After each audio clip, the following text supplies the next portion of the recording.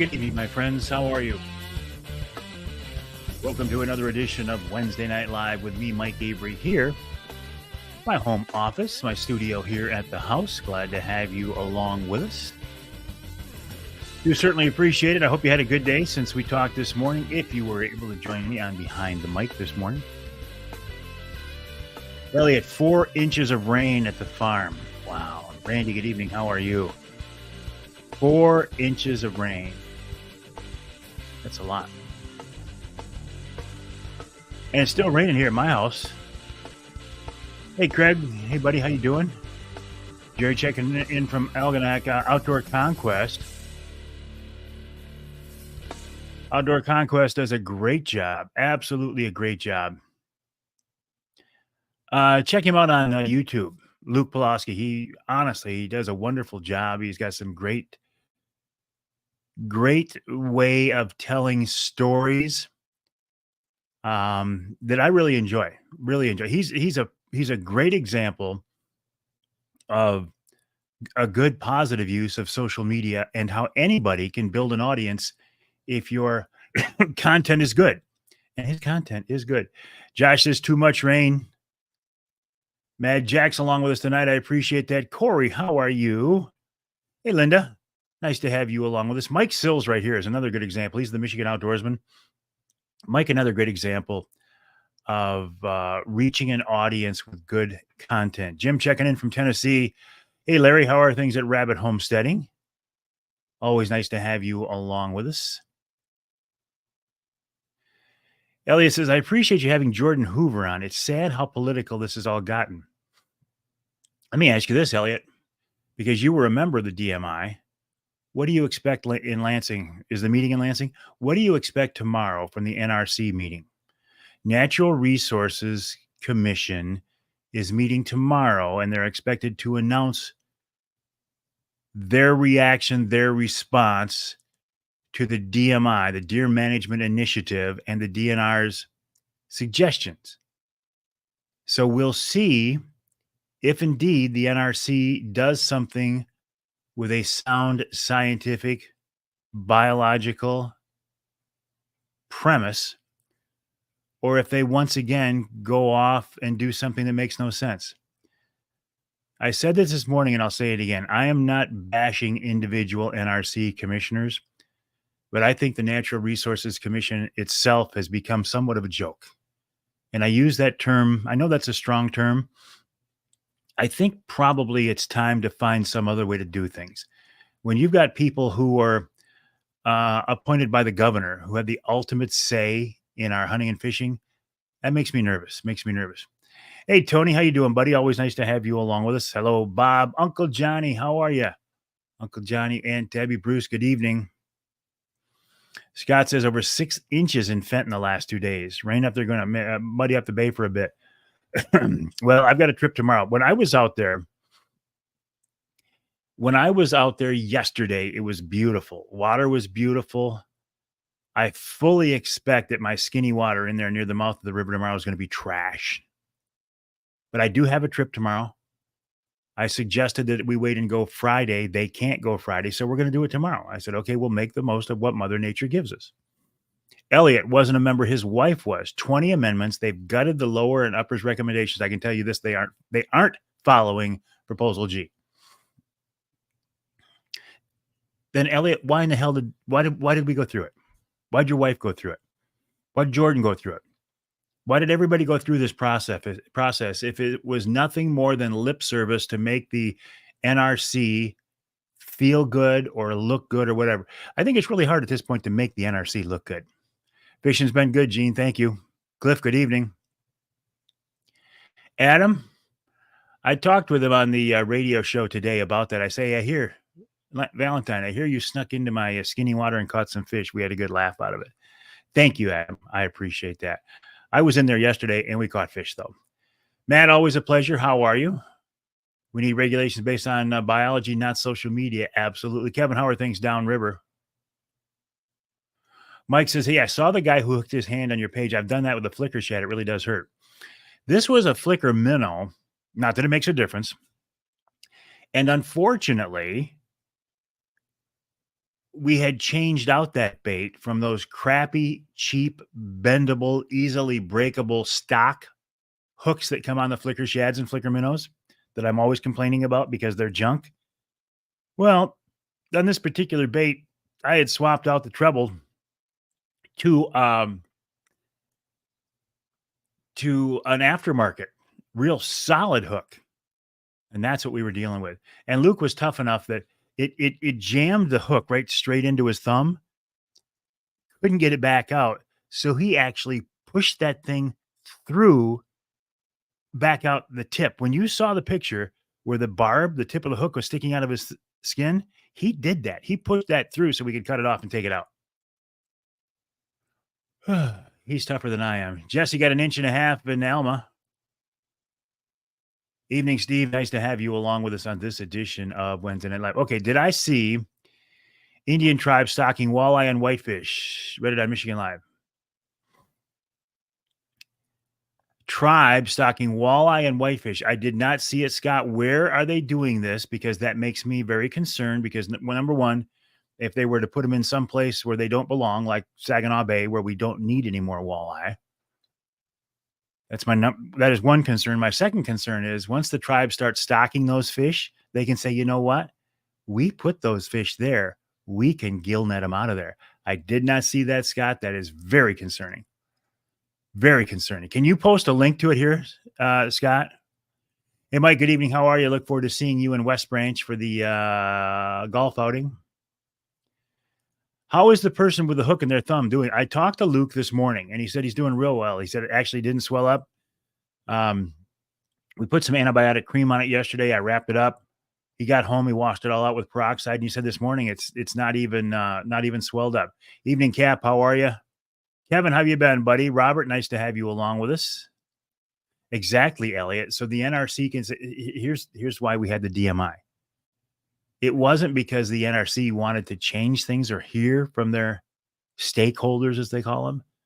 As Elliot said, it's so the NRC can say they did something. I feel we need to rewrite Proposal G that spells out the qualifications of people and how they are vetted. No more political buddies. The Michigan Natural Resources Commission is proving to me that as a group, again, I'm not talking about specific individuals, that as a group, they are less than what I'd like to see them be. John said the names of the group should be open to everyone. This made me mad at first that the DMI, DNR did not release the names of everybody on the DMI. When I asked Chad Stewart about it, he said, you'll have to file a freedom of information request. I'm like, what? Luke says, those hooks are the absolute worst. They're sticky, but so weak. They are. They're very sticky and they're very sharp. So they touch everything and they hold there. But if you land two good fish on a flicker minnow or a flicker shad, you're going to replace the hook. Good afternoon, James. He says the hooks are junk.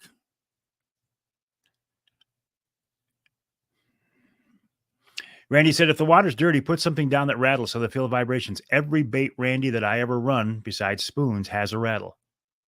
Every Hottentot, every flicker shad, every flicker minnow rattles. Every PWC, precise walleye crank, rattles. Whether it's clear water or dirty water, every one of them's got a rattle. The only ones that don't have rattles built in are spoons. I didn't do it, Ed. Must be you. James says he's been complaining to Berkeley. And how is that going? Linda, because if I remember right, Linda, I saw a comment earlier that said you did this. Linda says, not an easy thing to do, pushing that hook back through the skin. Our skin is pretty tough, she says. Because I think I remember, Linda, you had to do that. Tommy, family's great. Got some crappies over the weekend. Daughter had a blast. So glad to hear that, Tommy. Dave, good evening. Mitchell, nice to have you along with us. Tried sharing, it did not go. All right. Can I ask you this, Scott, if you don't mind? Can you email me the link to Mike at MikeAveryOutdoors.com? Mike at MikeAveryOutdoors.com.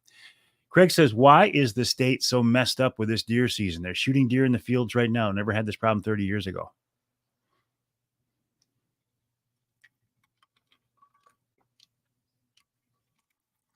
I don't know. I wish deer hunting in Michigan was like it was. I wish deer hunting in Michigan now is like it was 30 years ago. Because as I told Chad Stewart on the radio show 2 weeks ago, I have lost my passion for deer hunting because of all the stupid regulations and all the infighting and all the pressuring. That's why I've lost my passion for it. And on that very same post, when I took an excerpt out of the show, some dumbass said, well, you know, the way to solve this all is to have mandatory APRs. I'm like, you completely missed the point. Whether you're for APRs or opposed to them, which at this point, that argument is so old, it stinks. That's not the point. The point is exactly what this dummy was saying. Trying to impose your will on a fellow deer hunter. That's the kind of stuff. Anyway, on that same post, I had a guy say, you know, you complain about regulations and there you are shooting deer with a machine gun. I had my Brenton AR-15 350 Legend. Scott says he thinks it was Chippewa in the Upper Peninsula. Evening, Mike. Good evening, Jeff. Very good question, Craig. Does the DNR oversee the tribal stocking program? I am making myself a note right now. Ask Avery who oversees tribal fish stocking. Thank you, Craig. That's a great idea. Here we go. Thank you, Linda. There's the link. Of course, I can't pull it up right now. Well, let me see. Well, there's the link. UP tribe releases 1 million walleye into Michigan waterways. Thank you, Linda. Mike says he's looking forward to the outing.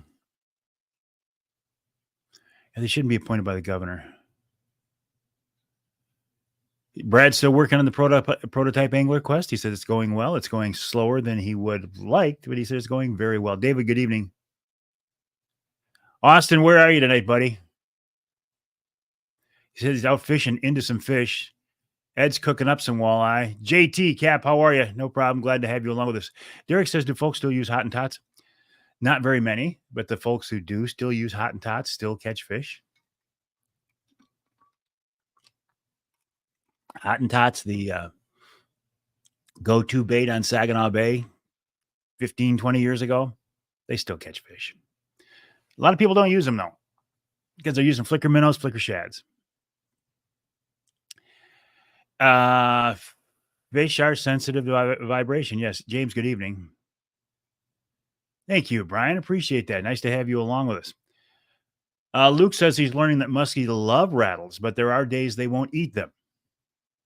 And the way he knows this is he has a live scope on his kayak, and he's seen him turn away. Then he switches to a non-rattle, and they seem to help it pick up a bite. Okay, more on this. Luke Pulaski of the Outdoor Conquest was on the radio show last week.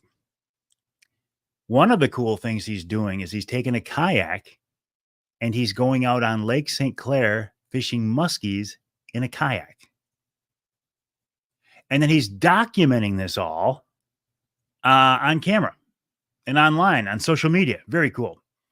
James, no reply from Berkeley.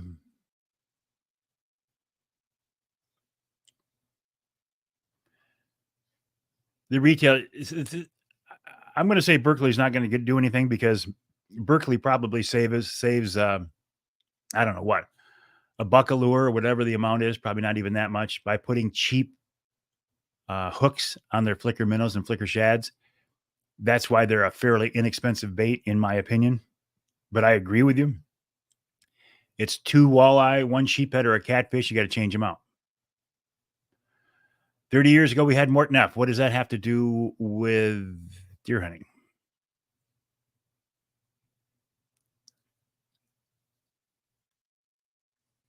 I was fortunate to meet Morton F. I was fortunate to fish with Morton F. I was fortunate to spend an afternoon on the snow train with Morton F. Mentor was, I don't want to, Morton F was, I don't want to say he was a mentor, but when I was just getting started, I would send him videotapes. This is how long ago it is. I would send him videotapes in the mail of some of my work and ask him for critique and how I could make it better. Robert says in the Freeland area, 60 saw very few deer. Larry says, good to know, Outdoor Conquest. Thank you. Thank you, Randy, for the reminder. Monday, two things start Monday. Well, one of the things that starts Monday is coyote season opens back up. And Tuesday morning at 12:01, the sturgeon season on the St. Clair River opens. Elliot, Craig, the state is messed up because the DNR wasn't proactive and seeing the deer herd was in a spiral because we as hunters didn't do what we should, properly managing the herd. We are all responsible. Elliot says the DNR does not oversee the tribes, the feds do. I'm not sure anybody oversees the tribes. I think the tribes, as a sovereign nation, pretty much do whatever they think they want to do. Appreciate it, Scott. No problem, Angie. You did commit to being a sponsor of the event. I appreciate that very much. Thank you, Craig. Jim says, have I ever attended the bear clinic by the DNR in Cadillac? I have not. I suspect that when I first started bear hunting, had I known about this, if I would have gone to one, I would have learned a lot. At this point, though, I feel pretty comfortable bear hunting. I'll tell you the toughest thing about, in my opinion, Jim, bear hunting is actually judging the animal. Because the first few bears that come out, I don't care how small they are, they're going to look like a monster, and you're going to say, oh my gosh, that thing is huge. I have never hunted anything that has ground shrinkage to the extent that a black bear does. It takes a pretty good sized bear to walk up on it and go, after you've shot it, and go, yep, that's a good bear. Especially when you get started, there's a lot of ground shrinkage. Bears are hard to judge. Josh, loaded up the boat, try to head west tomorrow, searching for some silver. Dr. K Spinners. Cap is at the yacht club right now. Hopefully the weather will cooperate this weekend. I have a trip tomorrow morning, JT. I had a trip yesterday. Did quite well in close. Some of my friends were out deep and did very well. I chose to stay in close and do pretty good. And I'm happy with that decision. I would rather run the distance that I do and catch 20 fish than run 5, 6, 7 miles and catch 30. Yeah, Tim, bandits are out there. Absolutely.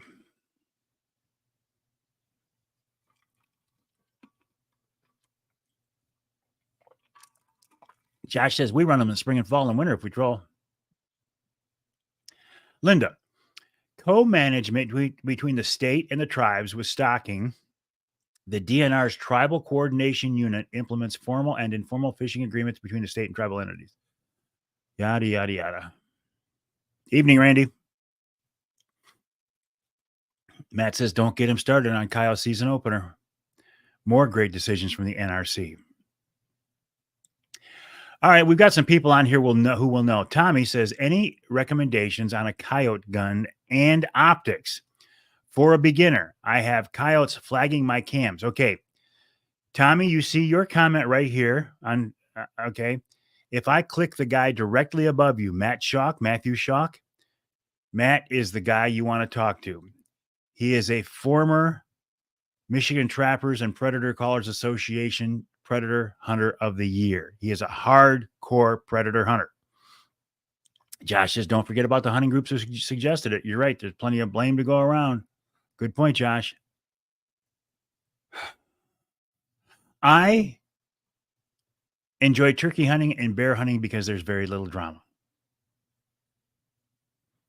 If turkey hunting and bear hunting somehow turn into the amount of drama-laden activity that deer hunting is, I'll find something else.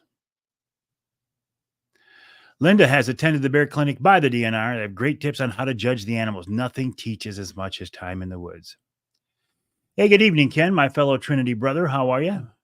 Great dinner tonight, fresh walleye and deep fried crawfish. Ooh, you and me like Dixie Dave's crawdaddies, don't we? When he had the restaurant. Mike, good evening. Matt, Tommy, Matt says, I offer guided coyote hunts that help you learn. Check out the Last Call Predator Hunting. Check out Last Call Predator Hunting. Brad says people are saying that farmers who get crop damage permits should allow hunters to hunt does on their land during the season. I'm not sure how I feel about that, but wondering if you have any thoughts on it. I don't know. It's an interesting. That's an interesting question, Brad. My first response is, of course, if they're getting extra tags, they should allow hunters there in the fall. However, there's also this little thing called it's your property and you can do what you want. So I don't know. That's a good question, and I'm not going to spout off right now because I haven't given it that much thought. James, don't you judge the bear by the size of their ears? Smaller ears means a bigger bear. That is one thing. Yes, James, that is one good thing. A small bear will come in and he'll have ears that look pretty big. You can also judge him by the size of your feet. You can judge him by the height of the bear. You can judge him by the size of the skull. You can judge him by if there's a crease in the skull. But ears are a good indication, yes. I'm keeping PG on Mike's page. Oh, I got you, Matt. I got you. Yep. Hey, Lee, how are you? Dave, always a pleasure. Chris checking in from Kansas. How are things out there? Rick says the north wind tomorrow should keep you in the skinny water. It will. That's where I plan on it. Yeah, no kidding, Mike. That wasn't my hand, by the way. That was Luke who was fishing with me. And you know, one of the first, I always tell every crew, don't put your hand in the net when there's a fish flopping around. Just keep your hands out of there. And Luke told me he knows better.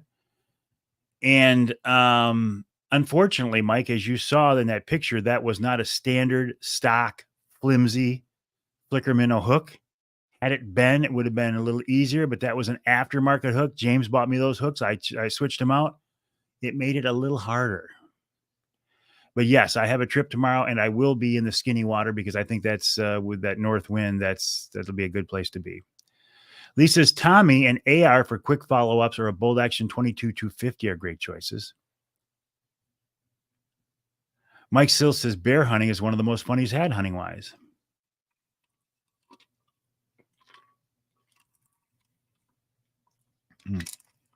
I got a sensitive tooth. That cold hurts it.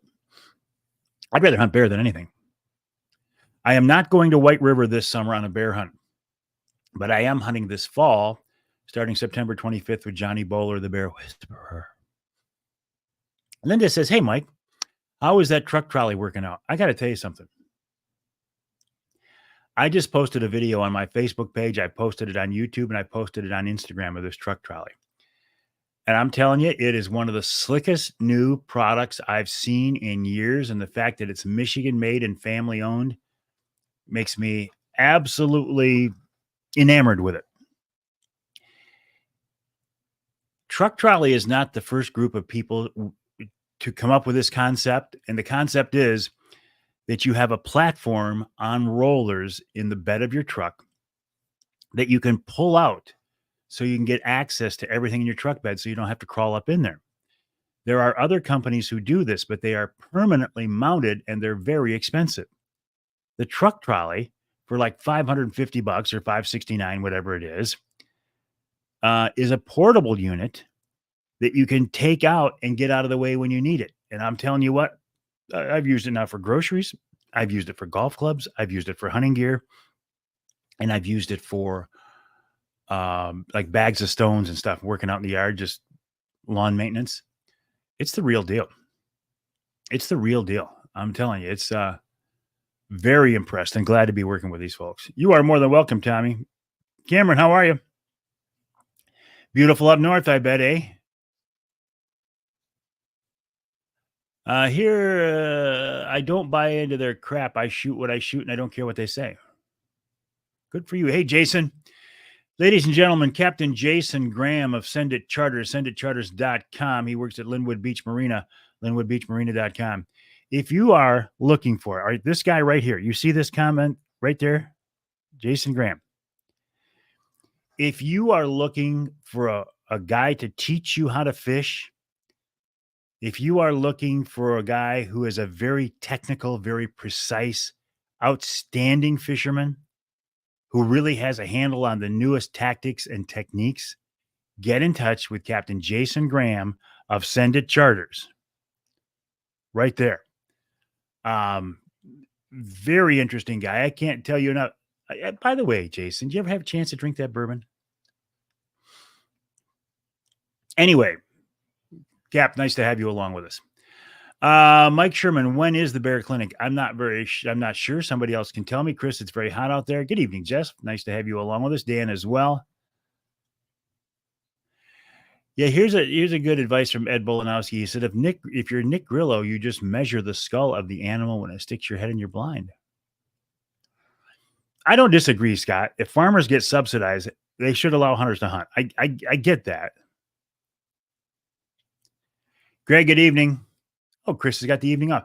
Here we go, ladies and gentlemen. Another fine, upstanding citizen, Bill Piles of Ohio Bow Hunting Outfitters, ohiobowhuntingoutfitters.com. What is this? ohiobowhuntingoutfitters.com. If you are looking for an out-of-state deer hunt, and you've never done one before, and you're thinking, I don't want to drive halfway across the country. I don't want to spend $5,000. I don't want to be in an organization that maybe doesn't treat you as well as it should. Go to Ohio, hunt with Bill Piles in Central Ohio of Ohio Bow Hunting Outfitters. Tell him you heard about him here and you'll get a discount. Anyway, Bill, I've been seeing your pictures. Nice. James says he just switched out 80 hooks this year. Reef runners were at least 15 years old. Then along comes the Berkeley hit stick. Tell me, James, about the Berkeley hit stick. I don't know.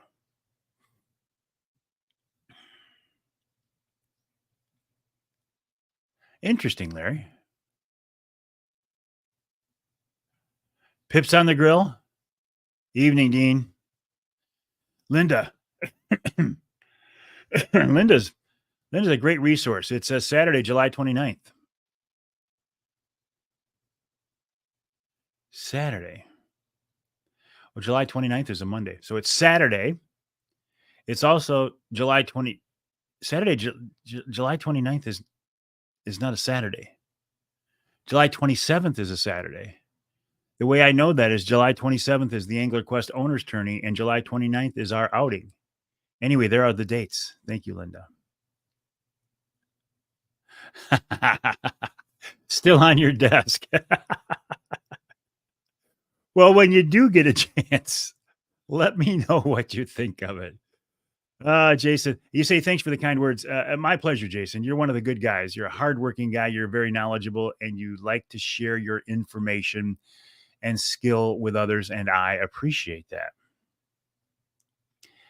James, have to be a massive liability change to push doe hunters on private land. Good evening, ladies and gentlemen. Ron St. Louis, another guy. I'm telling you what, we got the whole crew here tonight.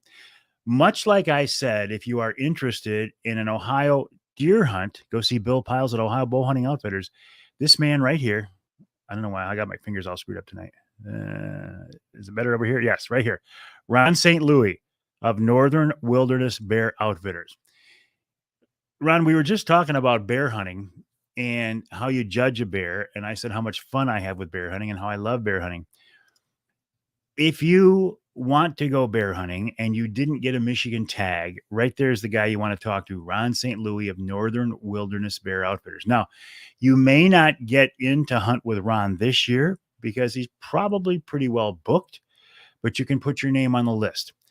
Ron's operation is one of those places where you don't go to just once. You go there and you say, this is a riot. You fall in love with it and you keep going back. That's why there aren't as many openings of new people to hunt with Ron as there was in the early days, because people keep going back. But your odds of seeing a bear or multiple bears are better with Ron in Ontario than any place here in Michigan. So, hey, Ron. Anyway, good evening. Nice to have you along with us. Bear Clinic is Sunday, July 28th. Larry says he disagrees. Good point. You don't know the people. Hit sticks working well. Number 9s lately.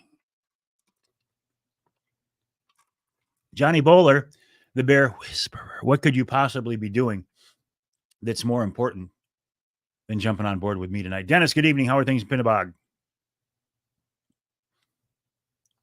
Hit sticks on riggers. Nice. July 28th signed up for. Hey, Josh, good evening. How are you? That's all right, Linda. Carl T. Johnson Center. Hey, Ralph. Okay.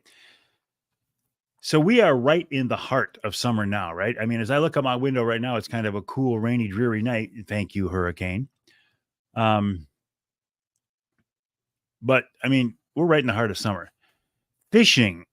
Fishing has been pretty good. Last trip was real good. Skinny water, flicker minnows, number 7 flicker minnows. You know me, I love my beloved skinny water. I would rather fish as close as I do and catch 20 fish as I would run 5 miles and catch 30. I was going to say my customers. I don't have customers. The people who go on the trips with me seem to appreciate that. For example, yesterday morning, we were fishing so close. I had a couple of ladies with us. Mid-morning, they said, we got to go to the bathroom. We pulled lines. We ran back into the marina. They used the facilities. We were back on the water. It's just very close, very easy, very convenient. And I don't burn a lot of gas.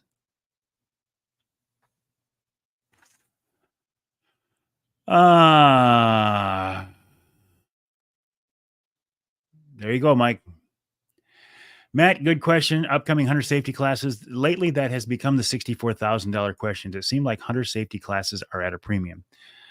Linda says, how do you decide flicker minnows versus flicker shads? Good question, Linda. I think, and what I'm gathering here from others who know more about this than I do, when Saginaw Bay anglers first started to switch over from Hottentots primarily to the flickers, they went to flicker shads. And they were very effective. More so than Hottentot, I don't know. But it was a new bait and everybody jumped on it. Now flicker minnows probably catch more fish, maybe only because more anglers run flicker minnows than flicker shad. The flicker minnow is a longer, narrower profile, and the flicker shad is a shorter, wider. The flicker shad is shaped more like a shad, and the flicker minnow is shaped more like a smelt. And the people I talk to who say the reason the flicker minnows are more effective now is that the forage base has changed, and the fish that the walleye are feeding on are shaped more like a flicker minnow than a flicker shad these days. That's just one theory that I've heard. But I will when I start in the morning, it's number 7 flicker minnows across the board. Yesterday we did take some fish running jet divers, number 30 jet divers off the back corners of the Angler Quest. I consider those bonus rods. Any fish that come off those jet divers on the corner of the boat are a bonus fish. And we took a few that way. I mean, even up in 10 feet of water, I never thought that anything less than about 14 feet of water, I would run spoons. But Lance Valentine convinced me last time he was in there fishing, he snuck in on me. And he was running spoons off the corners and caught fish. I thought, I'm going to start doing that. Yesterday, in 10 feet of water, we caught fish off spoons behind 30 jets, 20 and 25 back. When you get tired of catching walleye, come to Oscoda for Silvers and Lakers. I don't think I ever get sick of watching walleye or catching walleye. Yeah, no kidding, Josh. We were talking about NRC tomorrow and what these guys are going to do.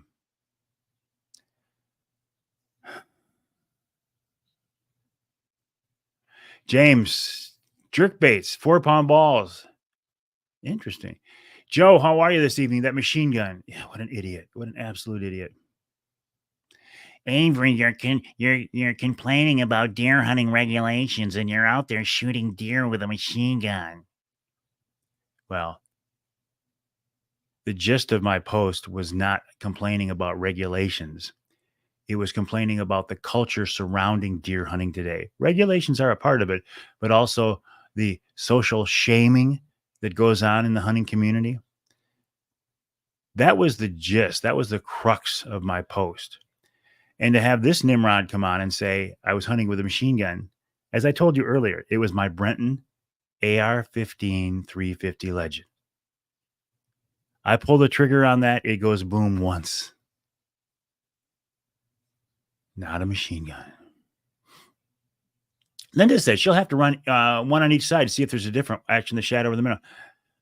The action is very similar, Linda. In my opinion, the action is similar, but the profile is different.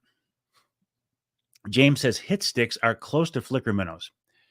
And so are the PWC, the precise walleye crank by the Romanex. In fact, the dive curve is very much the same. Scott runs bandits. You know what? That's a bait I forgot about there too. A lot of guys run bandits. I don't, but some do. Jeremy, run minnows on one side, shads on the other. Inner boards, usually minnows. Excellent. 7s, flickers, 7 shads, and 9 minnows, and let the fish tell him what he wants. That's the smartest thing I've heard all night.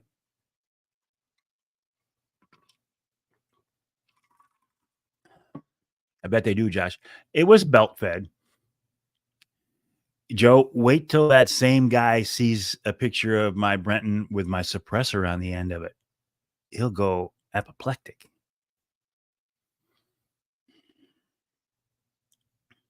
You want machine guns like mine, huh? Flying minnow. Little Ripper reef runners. Hit sticks are more aggressive than minnows. Hey, use whatever catches you fish. I just got several boxes full of the flickers, so that's what I run, including their cheap hooks that they come with. Can I tell you who's on the show? Well, okay. I'll get to that in a minute. Oh, man, time's flying tonight. So keep an eye out tomorrow for the NRC and see what those guys come up with for deer hunting regulations for the fall and whether they paid any attention whatsoever to the DMI, the Deer Management Initiative suggestions. I don't know what the answer is going to be. Don't forget, July is the time to apply for your fall turkey tag. Coyote season starts back up Monday. Tuesday morning at 12:01, the sturgeon fishing season on Lake St. Clair starts. The golf outing, the Mike Avery Outdoors Charity Golf Outing, is basically full. Thank you, Linda. The golf outing is basically full. If you go to mucc.org/golf right now and try to sign up, it may or may not let you. We filled it up. Thank you. We filled it up. That's Monday, July 29th. It's going to be a riot. Okay. Here's who's coming up on the Outdoor Magazine radio show this week. My kickoff guest, Randy Cornell of Karma Sport Fishing. Randy talks about fishing northern Michigan inland lakes. Then Rich Krazan of Killer Food Plots. He says we're kind of in the preparation season right now, the springtime season. Gary Morgan, a mutual friend, retired DNR director, warned me about the one NRC can quickly become. And what is that? Jason said, should the NRC listen to the DMI? Wouldn't that be opening the door and agreeing to social science? Not if the DMI's suggestions were based on sound scientific wildlife practices. I honestly think it's time to find a new way for wildlife management in Michigan other than the NRC. The thing we would have to, in my opinion, be very, very careful about these days is if we start revamping things drastically with the way the world is today and the sentiment that's out there and the whack jobs that are out there, we could well end up with a system that's even more, Linda, here's another word for you, Linda, even more draconian than the NRC is. I don't know if I used that word correctly, but it seemed like a good word to use at the time. They can run the whole table with 4 members. I see what you're saying. John, that hook wasn't in my hand. If you read the post, it says a guy named Luke, a very tough guy named Luke, who was on my boat yesterday, put that hook in his hand and he pushed it through past the barb so we could cut the barb off and pull it back out. Okay, so we're between the spring food plot planting season and we're not into the fall food plot planting season, but Rich Grzan of Killer Food Plot says there's a lot of things we can do right now anyway.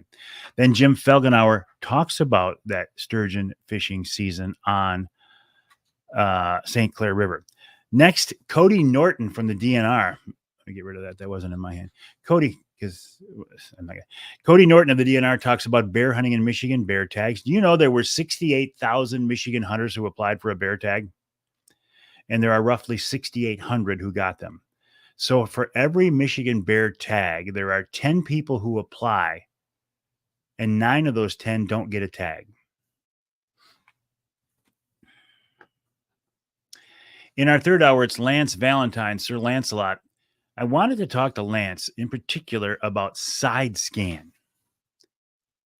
I have really been working hard to run side scan this summer to try to interpret it, understand it, and figure it out. Lance is a real good electronics guy, so I got him in to talk about side scan. Interesting conversation. You know, they're in 10 feet of water. I could read 100 feet out to the side. So it's a really valuable tool. And Chef Dixie Dave Miner has a brook trout recipe for us.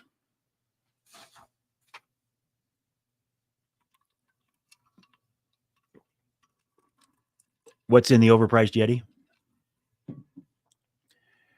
And what will be in there soon?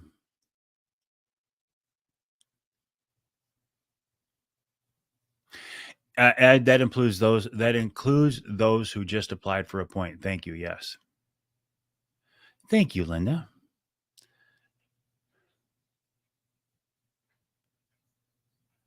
Stu checking in from the 45th parallel. Yeah, Ed, 68,000 who applied for a tag or a point. Side scan, big mystery. Play around with it, though, Linda. It's really good. So it's 9 to 10 points in the Red Oak area. For me, it was 2 points for third season Newberry. Deer are eating up my food plot. Chris Beebe has a food plot in Kansas with my name on it. He's invited me out to come out and shoot a deer over that food plot. How nice is that?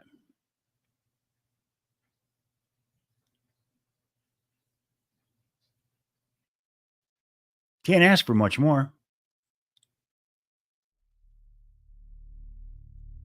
You hear that? You hear that? Do you? There it is. You know what that means? I know you know what that means. It means it's time to wrap up this edition. Cliff is going to enjoy his after live beverage tonight. Jim had 12 points to get drawn for Red Oak. There will be Maker's Mark in here. The Fat Bottom Betty was smoked earlier in the evening, Uncle Johnny. Thank you, Mike. Tommy, you have a good night as well. Thank you, Craig. I'll be on the water tomorrow morning. David, always a pleasure. Good night, Jerry. Mad Jack. Cap. Craig. Brian, you were quiet there, Brian. I just see you snuck in. I didn't even know you were there. My name is Mike Avery. This is called Wednesday Night Live. Yeah, it's not baiting. My website is MikeAveryOutdoors.com. It's MikeAveryOutdoors.com. My email address is Mike@MikeAveryOutdoors.com. Love to hear from you. Let me know what's on your mind. Have a good night, my friends. Appreciate you joining.